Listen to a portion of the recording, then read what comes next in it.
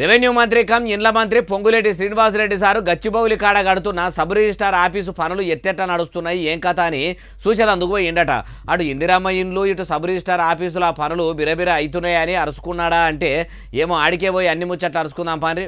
గచ్చిబౌలి కాడున్న తాలింల గడుతున్న ఇంటిగ్రేటెడ్ సబ్ రిజిస్టార్ ఆఫీసు పనులను మంత్రి పొంగులేటి శ్రీనివాసరెడ్డి సారు కలెదిరుగుకుంటా మొత్తం చూసిండట. పనులు ఎత్తెట్ట నడుస్తున్నాయి ఏం కథ అని ఆఫీసర్లను అడిగి తెలుసుకున్నాడట.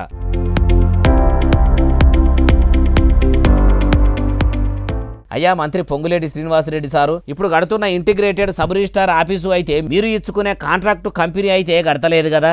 ఎందుకంటే తమరి కంపెనీ ఏదైనా గడితే ఎట్లుంటుందంటే పనిగల్ల మేస్తిరి పందిరేస్తే కుక్కతోక తలిగి కూలిపోయింది అన్నట్టే ఉంటుంది.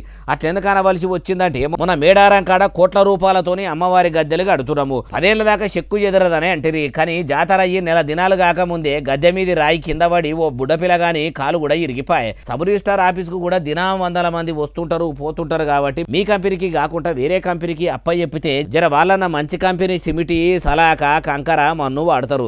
మీకు కావాల్సింది కూడా మంచి గుండుడే కదా సారు అంటుర్రు ఏ ముచ్చటిన్నోళ్ళు.